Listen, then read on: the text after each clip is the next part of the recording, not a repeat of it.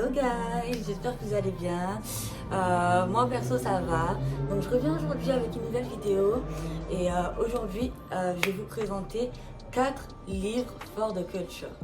C'est-à-dire 4 livres qui vont venir représenter d'une manière ou d'une autre la culture afro. Pour tous les livres, ce que je vais faire, c'est que je vais vous montrer quelques pages. Je ne vous montrerai pas tout parce que bien sûr je ne vais pas vous spoiler et j'aimerais bien que vous les lisiez et que vous les associiez comme moi. Donc je vous montrerai quelques pages pour vous donner quand même un avant-goût, pour vous donner quand même un aperçu. Personnellement, c'est des livres que j'ai lus, des livres qui sont à la fois très instructifs, très captivants, très créatifs. Et si vous aimez la mode et l'art, franchement, vous avez tout à y gagner. Donc, let's go, c'est parti. Le premier, déjà, regardez, il est magnifique.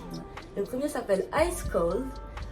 Bon, je pense que les vrais savent, les connaisseurs connaissent. En gros, pour faire court, c'est un livre qui représente la culture du diamant et de la joaillerie dans le hip-hop, en fait.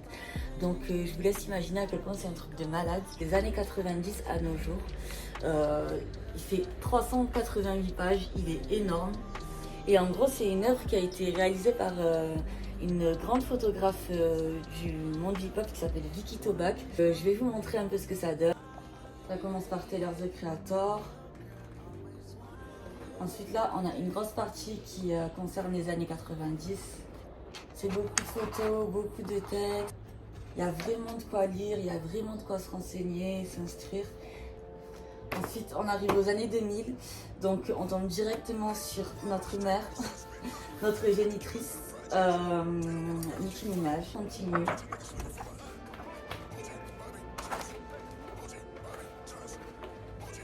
Missy Elliott, les Baby.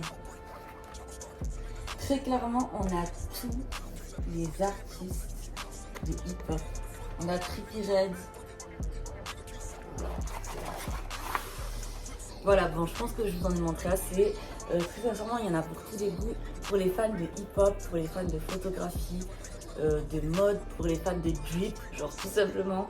Vraiment, ce livre, il est incroyable. Et si vous avez un intérieur, il est aussi incroyable en déco. Genre, il brille partout. Vraiment, c'est une œuvre incroyable qui s'est faite sur des dizaines d'années et qui vaut le coup d'être lu et acheté, en fait, clairement. Donc, je vous le recommande à 100%. Ensuite, on a Virgil Abloh, Figures of Speech. Donc, voici le livre. Faut savoir que c'est une exposition, donc c'est une exposition qui retrace la carrière de Virgil Abloh, donc sur 20 ans, sur 2 décennies, justement avant qu'il nous quitte à son monde. C'est vraiment une exposition écrite en fait qui a été retranscrite en livre pour être vraiment immortalisée à tout jamais, clairement, parce que c'est une exposition qui a été exposée en musée.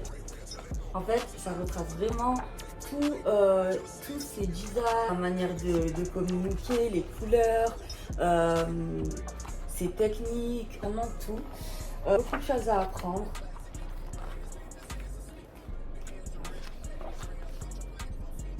Ses débuts chez Louis Vuitton. Ça retrace aussi comment il a accédé à Louis Vuitton, les rencontres qu'il a faites, le travail qu'il a dû fournir, tout.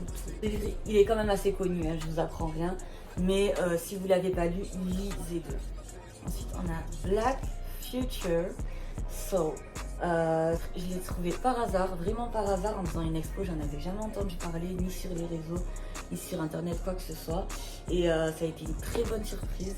En gros, pour faire court, hein, c'est un recueil d'œuvres faites par des artistes de tout horizon. Ça peut être des militants, des écrivains, des peintres, de tout, des gens même des designers qui se sont réunis pour faire ce livre. En fait, l'objectif, c'est de refléter leur art tout en reflétant ce que c'est que d'être noir. Être artiste et noir, qu'est-ce que ça donne en fait? Beaucoup de lectures, il y a beaucoup d'images, il y a de tout, clairement, il y a de la musique, il y a des poèmes. C'est une belle surprise parce que j'étais pas censée le lire, mais j'ai pas fini, je le lis petit à petit. Et c'est un livre très engagé. Franchement, je valide et je recommande à 100%. C'est un livre en anglais, il est américain. Je sais pas si une version française existe et je pense pas. Mais c'est un livre de malade et encore une fois, il est magnifique en fait. Le dernier, bon, celui-ci c'est pas un livre, c'est un magazine. C'est un magazine qui s'appelle Buffalozine. C'est un magazine, je crois que c'est espagnol ou portugais, mais il me semble que c'est espagnol. Ça n'a pas été créé par un noir ou géré par un noir, mais en tout cas, c'est un magazine que j'aime beaucoup. Et je souhaitais quand même vous le montrer parce que c'est un magazine qui représente beaucoup les femmes noires comme j'aime les voir. Je vous laisse regarder de plus près. C'est un magazine que je trouve très inspirant. Bon, j'ai particulièrement aimé cette édition parce que y a des tonnes de numéros et celui-ci, il a clairement attiré mon attention, donc je l'ai acheté. Et si je l'ai acheté, bon, c'est pas que pour ça, mais c'est en partie pour le fait que j'aime beaucoup la manière qu'ils ont de représenter la femme noire. Incroyable, vraiment incroyable. Là, c'est une édition pink, donc tout est rose. Et moi, bon, j'aime trop les magazines, vraiment, je suis dans ça, je suis dans les magazines. Et celui-ci m'a justement tapé à l'œil parce qu'il est incroyable. Il y a un peu de tout, mais si vous voulez avoir un peu d'inspi, genre un peu de rêve, je vous le recommande à 100%. Mais surtout celui-ci, surtout le rose, parce que les autres, ils sont bien, mais pas autant que celui-ci. Genre, ça, c'est trop stylé, genre. Genre, c'est une artiste sud-coréenne. Sa maison, elle est très stylée. On a une interview de Tug Pop et Tamaguchi. Genre, c'est que des femmes afrocentrées en fait. Bon, je vais pas vous montrer tout parce que sinon c'est pas marrant. Mais voilà, celui-là, vraiment, je le sens couler dans mes veines limite. Très clairement, c'est le genre d'image qui me donne envie de continuer ce que je fais en fait. Donc voilà, c'est tout pour moi. J'espère que la vidéo vous a plu, j'espère que les livres vous ont plu. Si je fais cette vidéo, c'est parce que je trouve quand même important de connaître les bons endroits pour prendre les références de notre communauté en fait, et pour inviter les personnes qui veulent connaître notre culture à aller avoir les bonnes références, les bons canons en fait, tout simplement.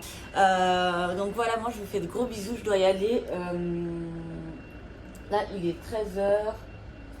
38. Je vous montre ma tenue parce que je vous ai pas montré. Donc j'ai mis un petit haut de chez Jaded London avec une petite jupe en jean de chez H&M, des Jordan 1, un petit sac Coperni. Pour les détails, j'ai mis des lunettes Gucci roses avec des petites bagues et un collier sur lequel j'ai mis des petites boucles de Givenchy. Voilà.